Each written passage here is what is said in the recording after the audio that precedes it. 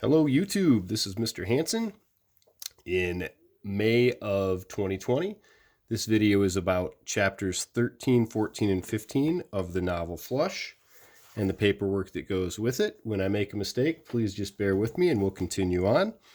In chapter 13, we find out that Noah's dad has taken a new job and he's working with a rescue boat.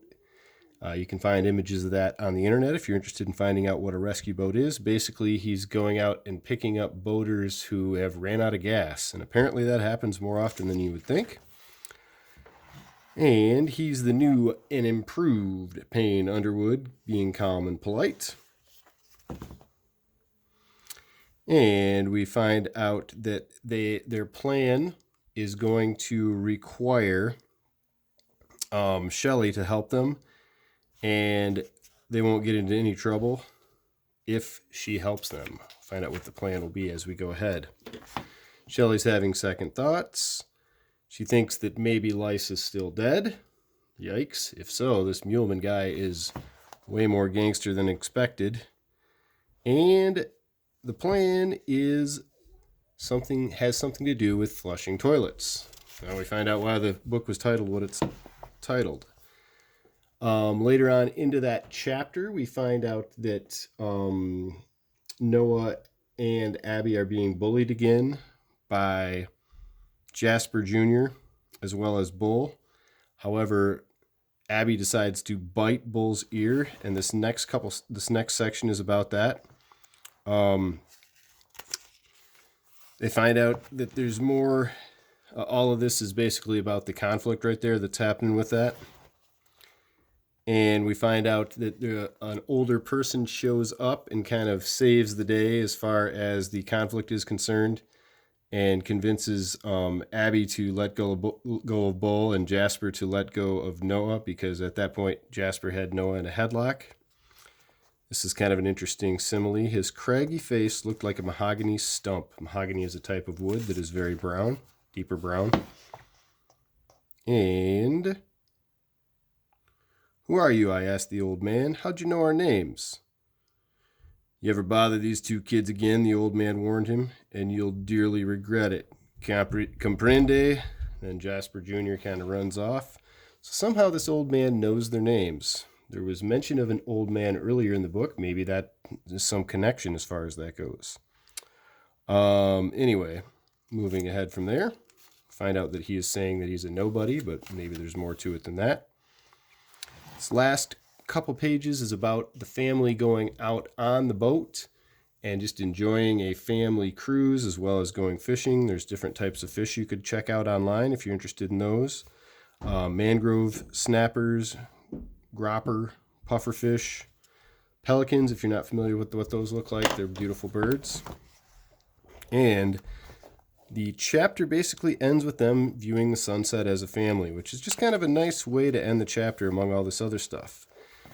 Chapter 14 starts to reveal what their plan is. They have $57.16, and they need to find the color fuchsia. They're deciding to buy some food coloring for a color called fuchsia, and I will share with you what that looks like in the next video. My internet's not working that great right now, so that's why I don't have the images on my computer. Anyway, the name of their plan is being called Operation Royal Flush, and they go to the grocery store, they buy 34 bottles of food coloring, and that is the plan. What could be connected to that? They're flushing something, and they've got the food coloring. Bull shows up in this chapter and apologizes because he's kind of afraid of the old man beating them up some more. "We won't beat on you no more," he says. Interesting to find that out. Bull's visit finally made some sense. This is on page 162. He'd come to apologize because he was terrified not to. Terrified of the old man that confronted them a while ago. So they go in and they talk to Shelley, and they start putting their story together, or their plan together with her, and continue on with that. And Shelley mentions something about Billy Babcock really liking her, and basically he asks her out on a regular basis, so they don't really need to worry about him doing anything to stop the plan while he is on the boat gambling. They've got their 34 bottles. It's going to take some time to flush them all because the food coloring comes out of the tube in kind of an awkward way. Okay. And they call a toilet a head on a boat. If you're not familiar with that, that's something new that you may have learned. And there's one in the front, one in the back, and one in the wheelhouse, they said, for toilets. That is okay. She has to go to the bathroom with the civilians, even though she's a bartender. And they're putting together their plan. One of them's going to take half the dye and flush it from a different toilet. Okay. Abby wants to be involved as well. She says she's going to tell on him if she doesn't get to be involved. Okay. They only have one chance to do it right, so they better make sure they do it right. Okay. Talking about the dad saying that he is a good crazy. Here's part of what the deal is of him being let out of jail and not having any more charges put against him. Dusty Muleman had agreed not to prosecute my father for scuttling the casino boat. And in exchange, Dad had to promise to pay back Dusty's insurance company for the cost of refloating the thing, cleaning it up, and fixing the diesel. And it's going to take him 5 years to pay it off. Yikes. So it's going to take a little while. Anyway, find out that the mom and dad are going to go on a date the next day. Or actually, maybe it's that same day. My apologies. Regardless, they're going to go on a date. And the mom says they both need to be in bed by 11, and this is their opportunity to go through with their plan. Okay? They left at 6:45. The Coral Queen opened for business at 8 o'clock. That's kind of surprising to me because most of the time if you have a casino, you want to be open as much as possible. I figured they would be opened earlier than that, but anyway. They go over to a spot where they think they can borrow a boat, and there's a dog called Godzilla. Oddly enough, they give Godzilla an apple, and Godzilla leaves them alone. They jump on a blue dinghy, which is a small boat. And anyway, they have enough gas to do what they need to do. They mention Grandpa Bobby again. Wonder why they keep mentioning this guy as far as that goes. They motor up and down the shoreline. Talk about mullet fish, short in the front, long in the back as far as the fish is concerned with the fins. Now, at this point, Noah is going to go through with the plan. He has his food coloring bottles, tells his sister he's going to yell Geronimo, and then she knows what to do as far as how to pick him up. Okay. He jumps inside a liquor crate, basically, and he makes his way through. He gets lifted up by the goons of Dusty Muleman, and they take him onto the boat, actually. Through that, Shelley shows up and takes him out of there. He had only been in there for 20 minutes, but being stuck in a crate is obviously not comfortable, and he was getting very hot in there. And they go inside the ladies' restroom. They put up an out of order sign, and he starts flushing down the fuchsia colored food coloring that will pump and when Dusty Muleman empties those tanks into the water, the whole waterway will turn fuchsia, or at least that's their plan, and that will basically show everyone that he has been illegally dumping this wastewater. Okay? Anyway, so they put up the out of order sign, and he flushes down bottle number 1. He's got 16 more to go. He recalls that his mom and dad are probably going to get home at 12:30, so he figures he needs to get out of there a lot sooner rather than waiting until the place closes. An old lady shows up at the door to use the women's bathroom, and it's interesting, I liked this line. She looked about 85 in both age and weight, so very small woman, but at the same time very old. She's yelling about how she needs to use the bathroom, and the sign fell loose. And of course, he's a boy in the girls' bathroom, so he looks bad there. The woman calls out for security to try to catch him, and he scampers to the upper deck, and he ran straight for the bow, or the bow of the boat. Bow. I don't know why I say bow all the time. Bow of the boat, meaning the front of the boat. he's talking to the goons saying, if I fall overboard and drown, you guys are in deep trouble. Like he would get them in trouble because he got injured, even though he was the one doing the trespassing essentially. But anyway, he decides that he is going to jump off from the boat, and he yells Geronimo, and hopefully Abby will be there to help him out. So that is how chapter 15 ends. We're getting close to the end of the book. I'm going to go through the paperwork. We may need to double up some of our reading to make sure we get this done before the end of the school year, because I want to make sure we finish the novel, of course.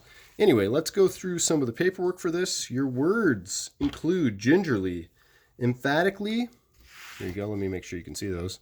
Gingerly, emphatically, craggy, bogus, scuttling, and warily. Look those up online if you can. Matchup part, pretty easy here. Bogus. I remember that from Bill and Ted's Excellent Adventure. Interesting movie if you're into those kind of goofball movies. Warily, craggy, gingerly, scuttling, and emphatically. See if you can put those in the right spots. Write your own sentence for these.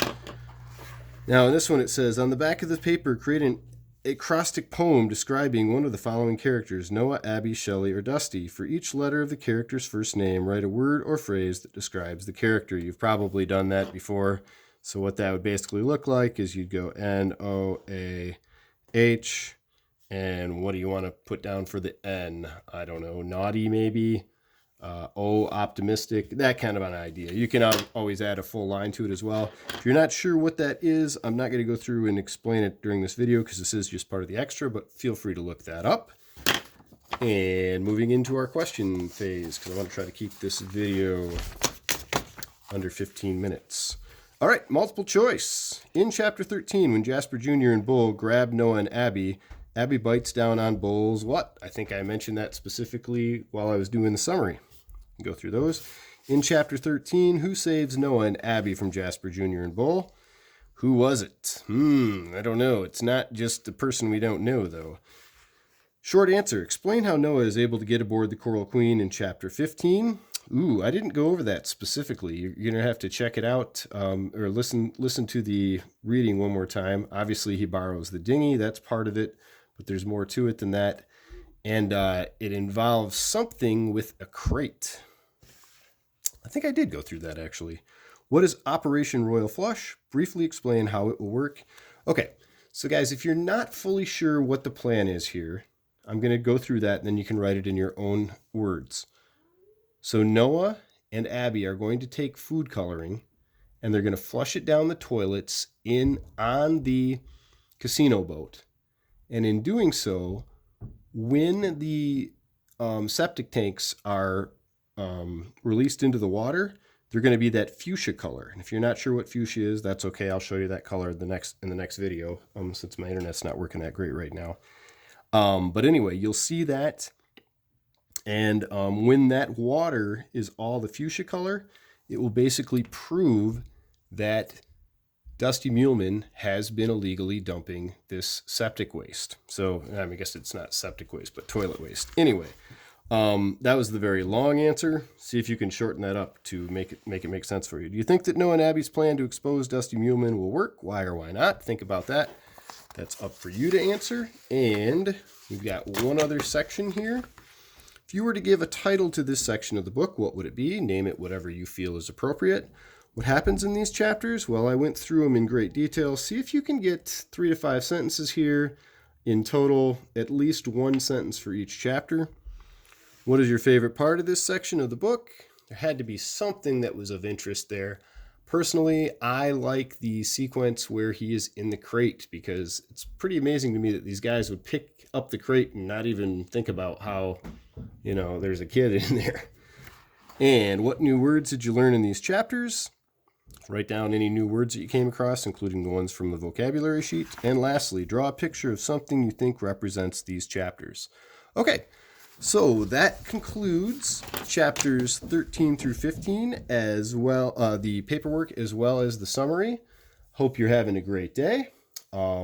Please make sure that you listen to the audiobook. Please make sure that you also get 30 minutes of work in on IXL.com and 30 minutes of work in on vocabulary.com.